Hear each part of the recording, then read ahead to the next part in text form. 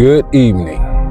This is Copper Colored Lifestyle, and my name is Marcus Griffin. You can also call me War Chief Thunder. Thunder! And as you can probably tell, we're doing a little nighttime video. Why? Because it just felt like it. And so, before I get started, introduce yourself real quick. How y'all doing? My name is Christian Lee Griffin, aka you can call me Chris Son or Fiery Warrior, son of the mother, brother to Emmanuel, and we're a descendant of a royalty, a bloodline of ancestors. All right. So the subject of this video, I'm gonna talk about men. More specifically, overly emotional men. So what do I mean?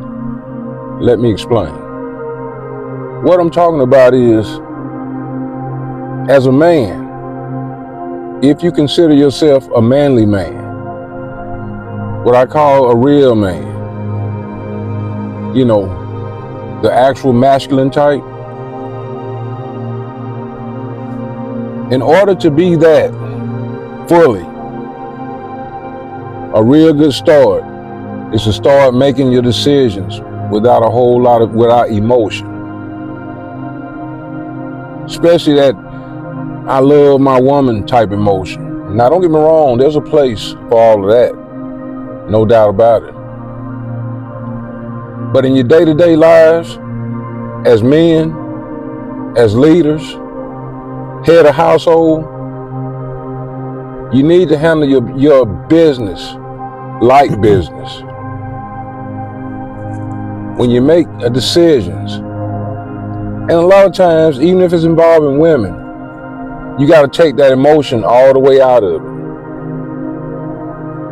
I'm talking about you handle decision-making processes at all times as though it's $1 million deal going down, and you got one chance to get it right.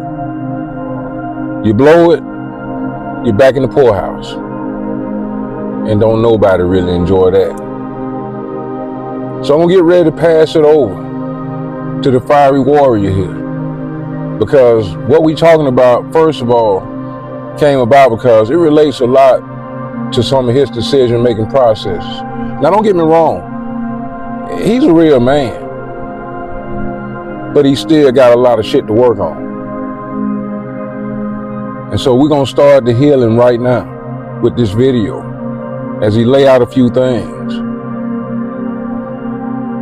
so that you can understand what I mean when I say you need to take the emotions out of it, period. Take it over. Yeah, so through this whole journey, I say with us trying to get to my preordained wife that was to be, you know, I did go into it in a way I was looking for her to change the situation we were in, or to, you know, help in a way. And in a way, you know, I'm not gonna say that was totally wrong, but it was totally wrong in the aspect that my thought process for it. Because honestly, how I feel now, I should have been worried about Copper Colored Lifestyle, us growing this business way more than putting my emotion in front of everything and trying to get to it. Because to be honest, I'm not like that. When I come to you, I want to come to you strong, not needing nothing, but be able to give if I want to. That's where I want to be before I step to anybody, even my daughter again. Before I get to her, I want to be in a spot where she see a strong, her daddy strong and capable of taking care of her, himself, and whoever he chooses to. So, you know, a lot of us, we try to go into things too fast, too quick, without truthfully thinking about it all the way through. and we trap ourselves in certain situations or whatever it may be, or get ourselves into a deeper hole or a deeper shit per se. And so with that in itself, I say to all of everyone really, but especially the men out there that want to be stronger, more at, you know, at your top level of masculinity or whatever it may be, you got to go out there looking for yourself first. You got to get yourself all the way together. You got to want to be at your top level before you are ready to bring somebody else in or seek something else than yourself first, your higher self. And that means in mentally, spiritually, physically, financially, any of those. So, you know, so that's the journey that I'm on now. We coming up with different ideas for Copper Color Lifestyle. You know, we're trying to take it in with the same message, with the same mission, the same still seriousness about this mission, and add a little twist to it. How he would say, stir it up. You know. So yeah, that's what this journey is on now, and that's something I do want to express to all need to understand that you really want to be at your top level. You really want to fight, then you're gonna have to fight within yourself. You're gonna have to fight on, you know, really that's the main battle, is within yourself most of the time. You might think, you know what I'm saying, you got to worry about this, that, and then, but if what's inside ain't right or at where it need to be, you won't be able to get too far with anything. That's anything. Family, the right family you would want, the right household you would want, the right money you would want, the right physique that you want. You got to get what's inside right first. That's right. You got to put in a whole lot of work, but don't be scared of it. Mm-hmm. All that can do is build you up and make you the kind of man that you say you are, or the kind of man that you want to be, the kind of man that you envision yourself as. But you ain't gonna just get up in the morning and just be that. Now it starts when you get up in the morning, but after that, the real work begins. And it don't stop. Not until you stop breathing. And if you play your cards right and do it right, that might be a long time from now. Yeah, and then even then. Unless you're already real old, then, you know, it is what it is. Yeah, and then even then, you still learn. Still getting better. Like I said, this ain't the ending. This was just the beginning. A little trial on Earth. But when you get up there, you still gonna be learning way more. So that's right, because there is a spirit world after this. Let me remember to put that in there. This life you living, be it hard or be it soft, this is not the end. Not at all. So that being said, how you live will affect your eternity. Yeah. You live right. Facts. If you live right and you live out of love and just being yourself and being genuine, you ain't got nothing to worry about. You'll go up there in the spiritual realm with all your people, your ancestors or your mama, your daddy, grandmother, grandfather, cousin, whatever you miss, whoever you miss that live right too. They'll be up there waiting for you. And I got some good news for you. They ain't uptight. I mean, some of them might be uptight. If they was uptight in real life, they might be uptight up there. Yeah. But everybody else, they are how they were. And it's kind of nice. Yeah. And you might as well get used to them, because once you're up there with them, you really ain't going nowhere. Yeah. And you better be glad to be there, because there are other places to go that I would consider on the much more lower realms.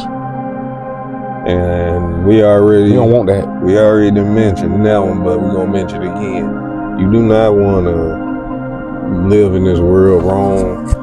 You don't want to have to go to down there and speak to a couple of people. You may have to speak to the mother and the devil, or you may have to just speak to the devil. And neither one of them conversations you want to really have. And because after that, it's a wrap. You're going to go through the worst torment in your life, because just whatever inside of your mind that you fear, that you don't like, or that frightens you, you're going to be living through it for the rest of your life. And I tell you, eternity. There you go. And do you really want to just lay all that out like right now? I mean, you went a little deep. I mean, we mentioned it, but you know what I'm saying, all these details, you know, we wasn't really doing that. You know what I'm saying? That's farther than I want to take it, honestly. I mean, you about to just freaking describe all kind of hells and how you get there. I wasn't going no more. And all that other shit. I wasn't going no more. I know you would. You was about to go there. So I'm gonna cut you off. People, listen. Listen, people, I'm gonna tell you this. You gotta be careful. Sometimes when you let them talk, we had a subject matter. We was talking about men being men. Now, don't get me wrong, I did mention the spirit world because that's a part of the thing we do. And I mentioned the other place too. And see, I was gonna cut it right there and just keep it kind of simple. But I slipped up and gave him too much space to talk. And he about to tell you everything and describe how you get there and how you might avoid it and everything else. All I was just trying to do is tell y'all people, be careful. Please live right. And if you ain't living right, please change and work on it daily. Like he say, it's a non-stop thing. It's easy to be out of evil and it's easy to do wrong. It's hard to do right. And man, well, it shouldn't be hard to do right. It shouldn't. I mean, you know what I'm saying? If you think about it, unless you just looped up in the head and you know right or from wrong, well, you do right and you don't do wrong, you pretty much got it. It ain't that complicated. Yeah, so I'll take away that quote. I just said it because it's a known quote, but still. Known quote to who? I ain't never heard no shit. What kind of shit is that?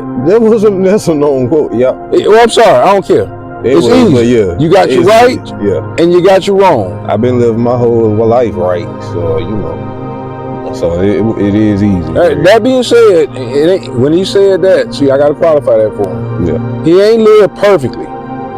You ain't gotta be perfect. No, it ain't that. But you do gotta try. I would say to get as close to perfect as you can without driving yourself crazy. Yeah. And don't get me wrong. It can be a subtle mix. You got to be careful. Yeah, you know what I'm saying? You can be goofy. You can do what you want. Don't be too goofy. I get more than enough of that in this motherfucking car and everywhere else. You can be. You talking about goofy? Look at it. You can be. Gets on my fucking nerves, people. You can be kind of weird, whatever in your own way. Just don't be out of hate, anger, or live out of ignorance. None of that, living off getting on people, you know what I'm saying, if you understand that. So, getting off on people. Getting off on getting on people. Basically, okay. Because basically it means don't use other people as a stepping stool to get where you need to go. Okay, I got you. So don't you gotta live life the right way. I understand that, because if the way you said it first is like people gotta get off on other people. I mean, that's how you make more people, right? You see what I mean? Hey, don't get me wrong. He is intelligent. He's a smart guy. But and he went to college and everything. He ain't graduated. Ain't no problem. We ain't gonna tell that story. That shit ain't fair, but don't worry about it, man. You didn't graduate. I went for 2 months and quit the shit. So what? Shit was terrible. 2 years, I quit. Like high school part 2. Fuck that. Shit work. You gotta watch his words. He telling people, don't get off on each other. Well, like, who the fuck we supposed to get off on? I mean, you know, you can do it yourself, but you know, and we all know it's more fun with two. Now, when you start going 3 and 4 and 5 and 6 and shit like that, don't put me in that. Yeah. I'm just saying that's what some of y'all do. But in general, for real, 2. Takes 2 to tango, right? And however you tango is how you tango. We ain't do that shit. You know, because I don't give a fuck what you do. Yeah. As long as you do it, you know, behind closed doors and all that shit, you know, have a good time. You ain't hurt nobody. That's what I say. Who gives a fuck? You care about the heart. That's it. Where your intentions lie. Right. You see that, man? We were talking about real masculinity and real manhood, and you know, I got a few jokes, I suppose, and all that shit. But you can believe this. I'm an all man. See, there's a balance. That's what it's called. And too many of y'all don't got that. Some of y'all way out of balance. If it was a seesaw, one side will always be on the ground. What kind of shit is that? Yeah. If you know what a seesaw is. I mean, I'm a little up there in age. I'm sure ain't too many people even know what the fuck a seesaw is these days. And then one thing I did want to kind of... I thought I said sea salt. There's one thing I did kind of want to say I wanted to fix too. What I said earlier about the physique thing. Physique thing, if you're able to push through that and create the body that you want, that still don't mean that you right all within your soul and your mind. Because a lot of y'all be going to the gym talking about letting out demons. Why? Like, why you can't go to the gym and just enjoy it? You know what I'm saying? And I mean, if you won't go in there, let off some steam or some stress, I understand. Because I mean, it kind of go entitled a little bit. You know what I'm saying? You let the adrenaline start going and all that, but it's fun.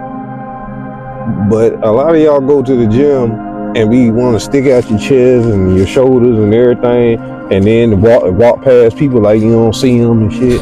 That shit be funny. And then, you know, or trying to look at you like you're little or something. They be like, bruh, chill.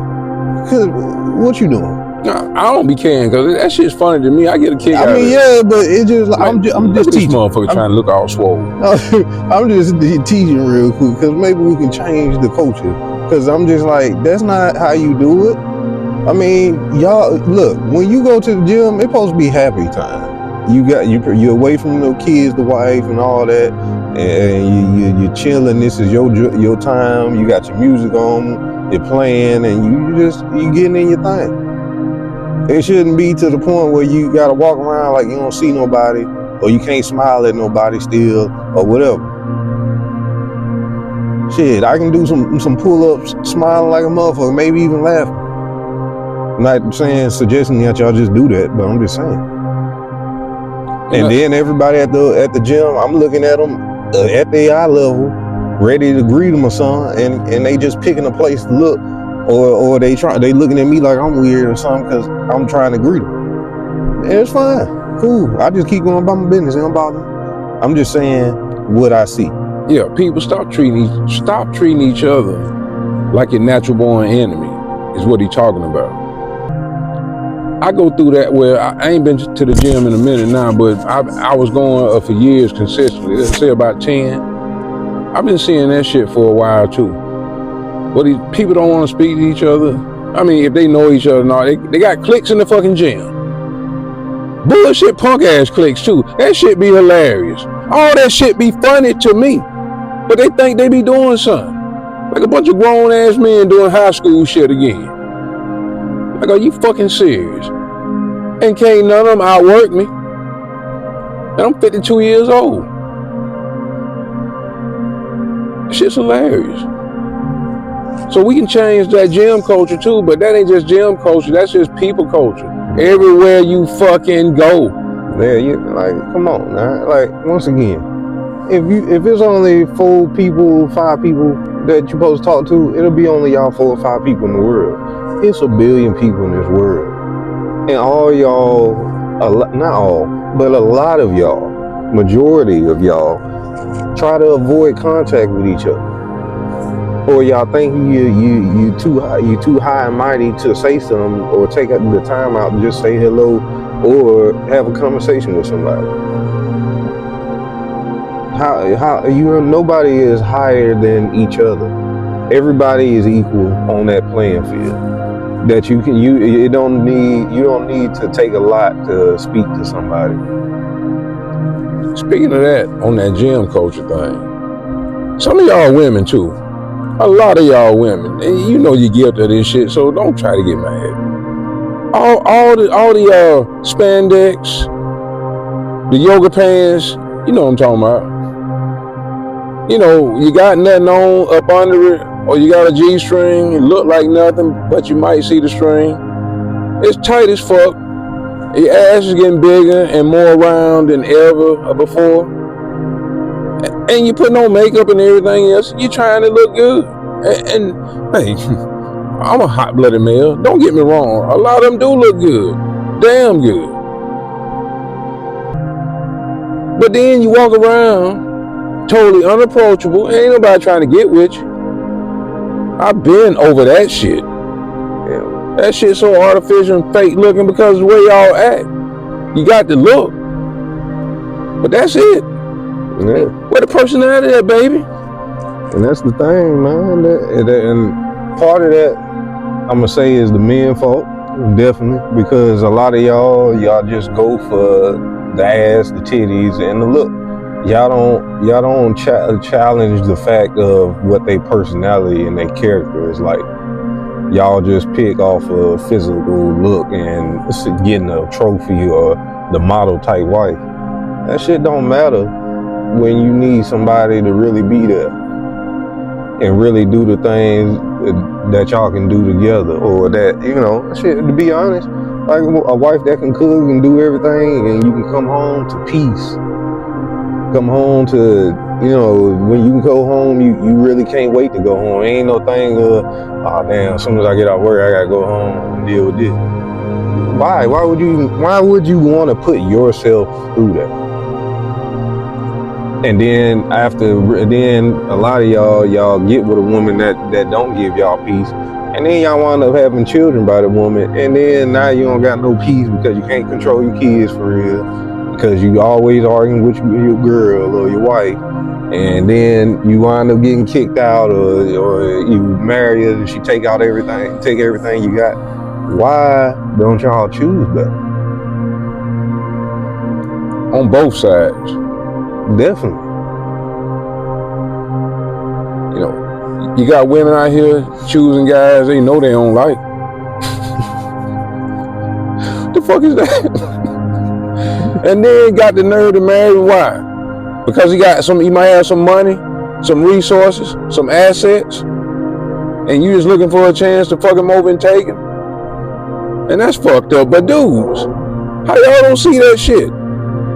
See, me personally, I'm a bullshit detective. I'm a detector of bullshit. Coming from a man or a woman, it don't matter. If it don't make sense to me, and I pick it up real quick. And don't contradict yourself. Think I'm gonna miss it? Unless I ain't listening to your ass. Man, he my best friend, but you know, best friends don't even got the shit that he got. Cause like, man, he be just calling shit out and catching every fucking thing. I remember one time, Echo back there, he was telling the story. He was talking for a while. I'm sorry. He do it a lot.